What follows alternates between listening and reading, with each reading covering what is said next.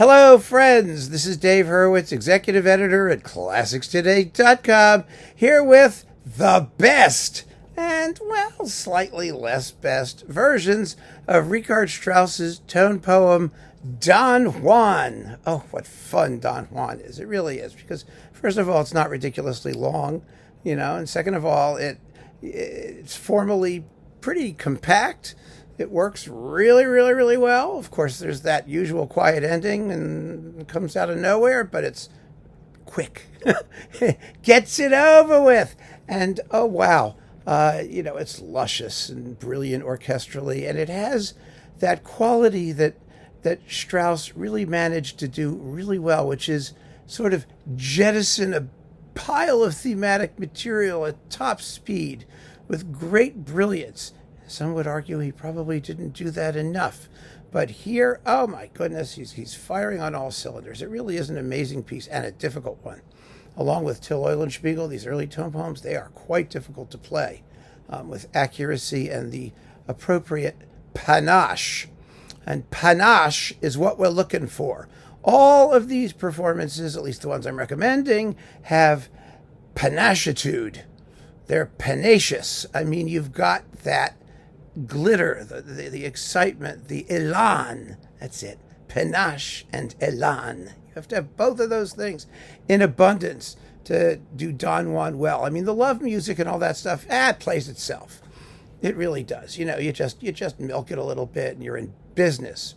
But both at the beginning of the work and then at that sort of masquerade section, which functions as the development in what is essentially an enlarged sonata form thing, that stuff has to be played with unbelievable transparency and brilliance. So that's what we're looking for. And a lot of people provided it. I've got at least 12 recommendable recordings. Well, recordings here. I'm not recommending all of them, but most of them. And some of them are really, truly special and very interesting. And it's not entirely the same list as the last two videos on Strauss tone poems. I try to find the really interesting and distinctive performances for each work.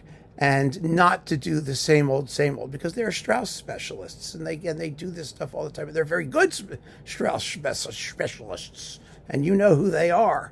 And so it's going to be an interesting game here to see some new names pop up in this list. So are you ready? Here we go. First, David Zinman. This is a new name. David Zinman did all the major Strauss tone poems and other things besides. And orchestral pieces with the Tonhalle Orchestra of Zurich on Arte Nova, and they're very good performances. Now, Zinman is not a sentimentalist. He is not a romantic conductor. He doesn't moon over the piece. And this is a good way to start because he teaches us something about the work. And although I have said a million times, timings are not everything, for sure not. It's really important in this particular case that we consider them. And, because the piece really relies on speed. I mean, it just does. It really does. So Zinman gets the piece done in 16 minutes and 56 seconds. Generally speaking, and I'm talking in generalities, there will be some exceptions, which we will discuss anon. The best recordings of Don Juan take between 16 and 17 minutes. Going over that risks an unacceptable amount of droopiness. Now, usually there are different ways to go over it. You can go over it by playing the fast section slower, which is a bad idea, or by spending a little more time over the luscious, romantic episodes, which you can get away with. It's not bad. But in general, like I said, 16 to 17 minutes is where we want to be with Don Juan. So Zinman does it. It's an exciting, lean performance. Very, very beautifully recorded. So on Arte Nova. So there you go. Number one. Number two. Herbert Blomstedt. Well, in the past two videos, our Herbert Blomstedt recommendations came from his San Francisco recordings, which are excellent. And his Don Juan in San Francisco is excellent. But I have a certain preference for his earlier recording with the Staatskapelle Dresden on Denon, because it's the Staatskapelle Dresden. I mean, they are an extraordinary Strauss orchestra, and he gets it done in 17 minutes and 11 seconds. So we're where we need to be in the Don Juan sweepstakes, and I think this performance just has that extra amount of clarity and brightness to it, a luster, that the San Francisco recording doesn't quite recapture. So Blomstedt on Denon is definitely somebody to consider. Now, for the slower versions, slow in this piece means 18 plus minutes. Now, the plus has to be a pretty minimal plus. I mean, 18 and a little bit we're talking about. You go much more than that, and the thing sort of dies. It just begins to wilt. Don Juan's most important organ doesn't achieve the necessary rigidity. Let's put it that way. And we don't want that, do we? So we've got 18 minutes and 33 seconds from Manfred Honeck and the Pittsburgh Symphony. Now, this works because, first of all, Honeck is a brilliant conductor. Second of all, Pittsburgh is an amazing orchestra, and they've got the best horn section in the universe, which doesn't hurt in Don Juan when they're all going, wah, da, da, da, da, da, da, ba, ya, da, da, da, that business.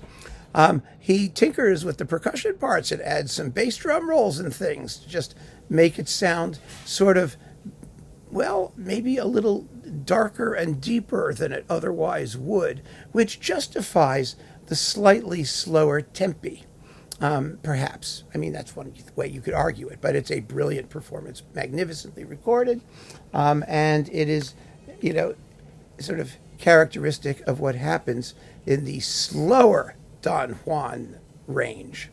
Next up, a performance by a conductor who is not known for his Strauss interpretations, Claudio Abbado.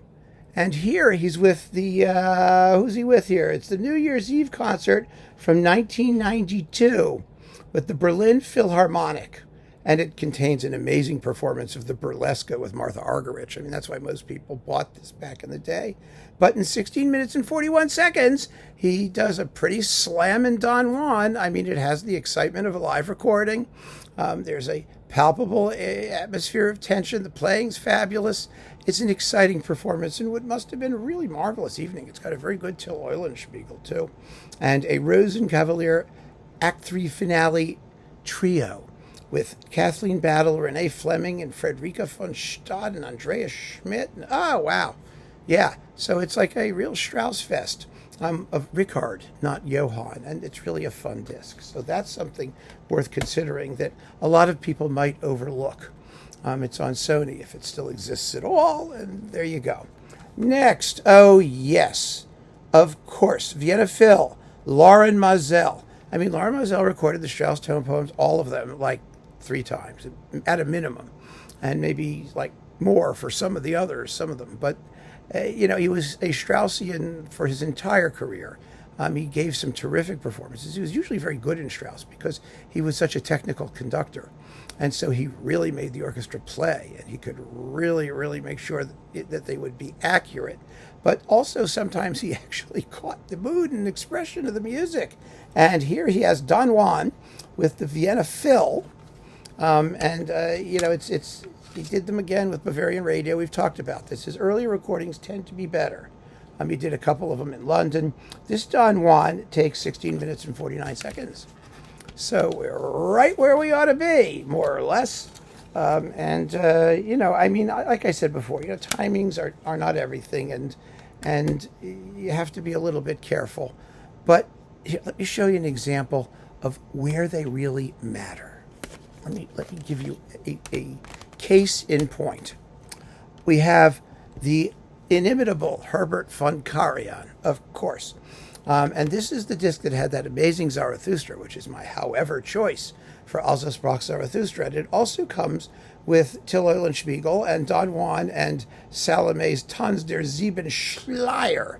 Her schleiers are falling off all over the place, the 7 veils. And, so this Don Juan on DG is 18 minutes and 3 seconds. 18 minutes is just where we are at the outer edge of Don Juanitude. Now, he he recorded Don Juan 400 times. I mean, there must be 4 or 5 of them floating around. But for Decca, there you go, he did it with the Vienna Philharmonic. And his Vienna Philharmonic recording is quite interesting because if we look at it, the timing here in the bookie, it is 17 minutes and 7 seconds, or almost exactly 1 minute faster. Now, the Berlin performance has all of that famous Karajan sheen that you're looking for in Karajan's Berlin recordings, and it works really well in Zarathustra. Don Juan, I think, needs a little bit more edge and rawness because it's, also Zarathustra is not about people. So you expect Karajan to do well in a, piece that's about something totally nebulous like philosophical ideas. But Don Juan's a guy. And there's got to be a little bit of sweat under the armpits there. I mean, it's got to have some edge. This is so beautiful. I have no problem with people who love it just for the incredible luster of the playing. But the Vienna Philharmonic has a few more bumps and edges in their sonority. They were never wholly Karajan's creature. And he's a minute faster.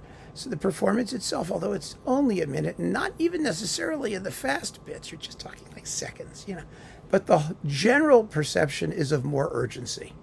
And urgency is what this piece is all about. It really is. So, Karajan, yeah, sure. But Vienna on Decca, that's my recommendation. The other one just is gorgeous. But there's more to the music than just gorgeous. So, along similar lines, just for beauty of sound, but also someone who always sort of had the tempos right, the pacing. Eugene Ormandy in Philadelphia.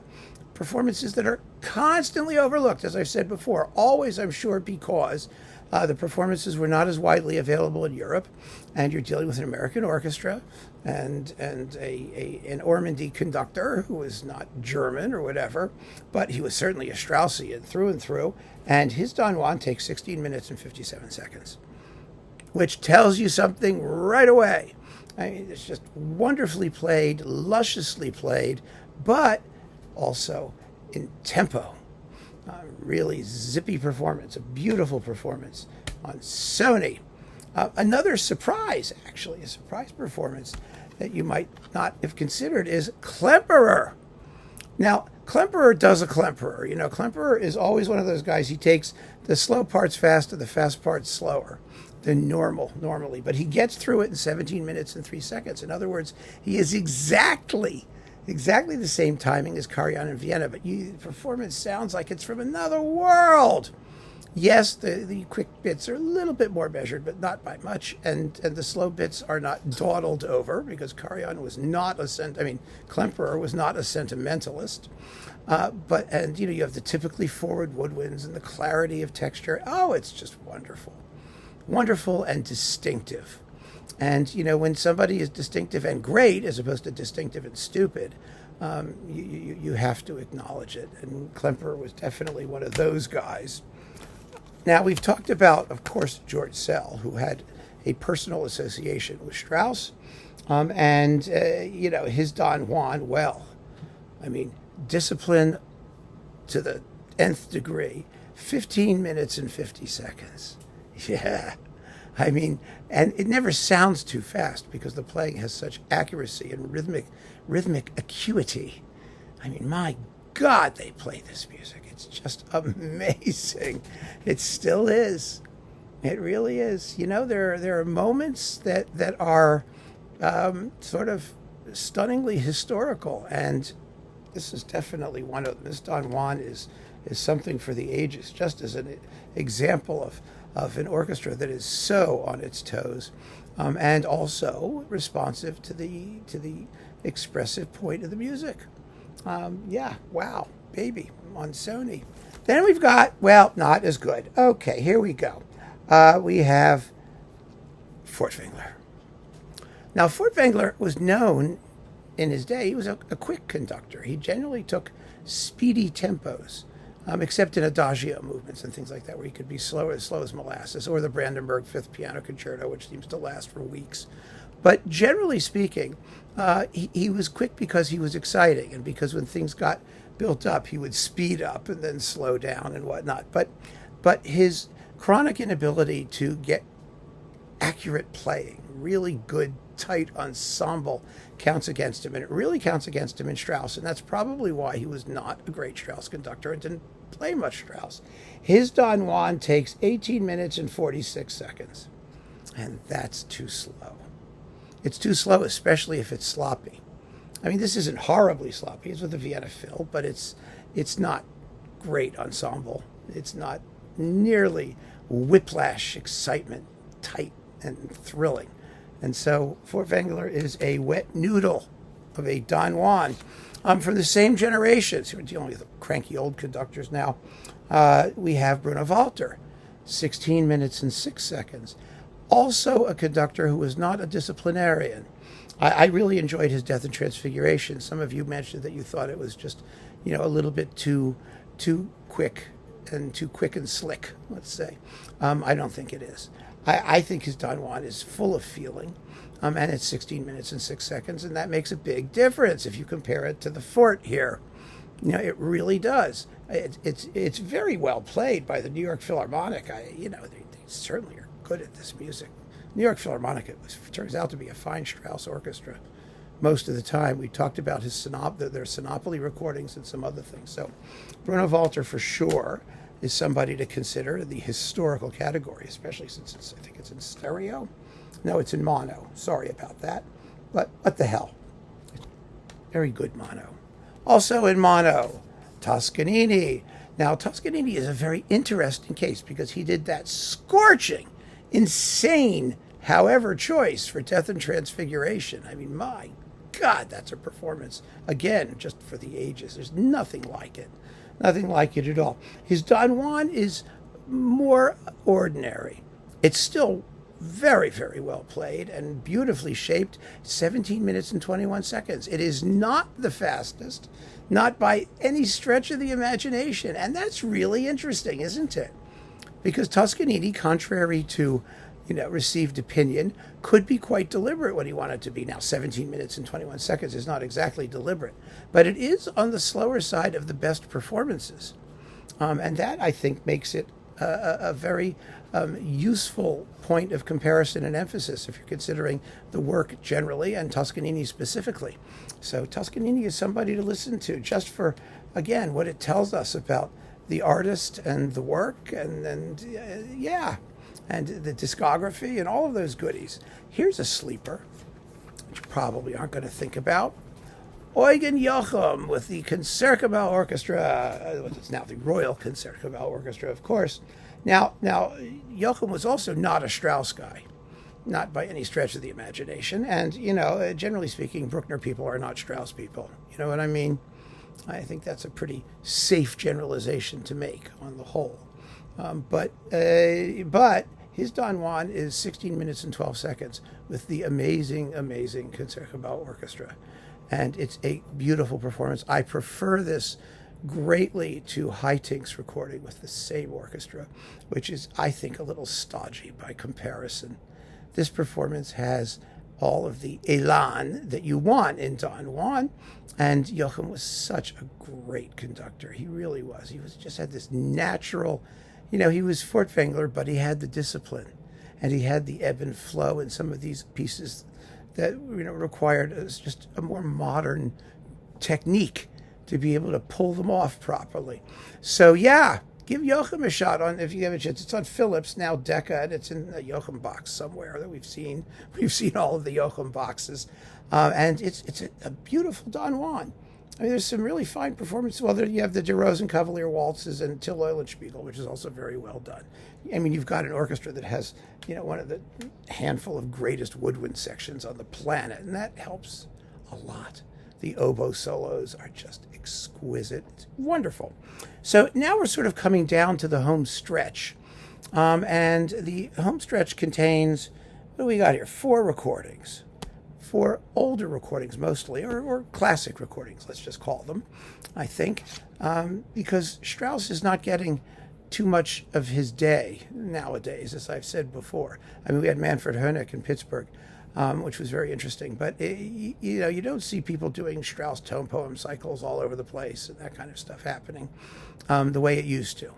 But boy, when it used to, they knew what they were doing. So here, this is Antal Dorati with the Minneapolis Symphony Orchestra, which is now the Minnesota Orchestra. It's 16 minutes and 12 seconds, and it's a beautifully vibrant and tactile performance because it's Mercury Living Presence. I mean, the orchestra, you're right in the middle of the orchestra, and it's just extraordinarily vivid and forceful, and it just has sort of a physical presence that's marvelous. Absolutely marvelous. And Dorati was a very good Straussian, actually. He did quite a bit of it. So you also have Death and Transfiguration, Till Eulenspiegel, and the Rosenkavalier Suite arranged by Dorati himself, which is 23 minutes long and a marvelous, marvelous suite. It's worth having for that alone. But this Don Juan is definitely one of the great ones. And the Minnesota Orchestra, though it is not one of the world's great orchestras, plays very well for him. They really do. But oh, this is a classic. This one is so much fun. I'm so happy I get to talk about this one. Stokowski with the Stadium Symphony of New York, which actually is the New York Philharmonic. It was when they played at Lewiston Stadium, which was their summer home, and they had to change their name because they were on contract to CBS or I don't know, whatever the reason. It's the New York Philharmonic, and it's 16 minutes and 3 seconds, and this is a legendary performance. One that's just, the opening sounds a little ordinary. The opening flourish, don't let it take you, set up the wrong expectations, because the minute the music gets moving, it's off to the races, and it's just thrilling. And Stokowski, of course, was one of those conductors who could deliver sheen at speed, which is a wonderful quality to be able to have. I mean, it's just, the piece is just throwing off sparks as it goes. Absolutely marvelous performance, with also a great Till Eulenspiegel and a Dance of the Seven Veils. And it's very well recorded for its day. It was 58, I think. 58, 59, somewhere in there. It was on Everest. And if it's still around, God only knows. But if you can get your hands on it, give it a listen. So now we come to two classic Straussians, of course. Fritz Reiner. Now, Reiner did Don Juan a couple times. Let's take a look and see how he did. His first one was with Pittsburgh. And back in the old mono days, and let's see, here it is, CD2, CD3, up, Don Juan. No, that's not it. Till Eulenspiegel, Death and Transfiguration, which he never did very well. It's sort of interestingly strange. Don Juan, there it is. No, that's not it. Where is it? I know it's here. I mean, I saw it. It's like the first disc in here. So, there it is. It's the first thing on the first disc. Yes, 15 minutes and 47 seconds. We're talking Zell territory, right? Who was 1550. These people all knew Strauss. I mean, and if you listen to Strauss's own recordings, they're notably swift. I'm not worried about Strauss's recording of this because it just sounds like hell. So what's the point? But, then he remade it a little bit later in glorious stereo. And the glorious stereo one is sort of at the end of his Straussian career. It was at the same time as the second Also sprach Zarathustra. And he's 16 minutes and 24 seconds. So he's slowed down by maybe 30 seconds. But it's the same concept. And the playing of the Chicago Symphony, of course, is stunning. And the living stereo recording is a knockout. So Reiner is definitely one of the ones to consider as well. And then, however, if you got to pick only one, if you have to have the Don Juan to end all Don Juans, Kempe with the Staatskapelle Dresden. This is the recording that sold me on Richard Strauss and lots of people I know. Seriously, it's just incredible the way it has a naturalness and humor and brilliance and sexiness, and it's just got everything you could ever want, and it lasts, wait a minute, let's get to it, 16 minutes and 6 seconds, and that is the timing to end all timings. That is where this piece really needs to be. and the sonics were marvelous. And it's a reference recording by any standard. It's the piece we talked about, reference recordings, and in tips on creative listening. Find a reference, triangulate around it. Doesn't have to be the best performance.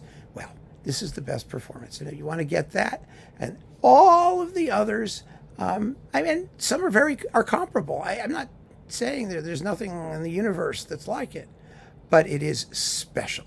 So there is nothing in the universe that's like it. What am I saying? Of course there isn't. But every performance has its distinctiveness.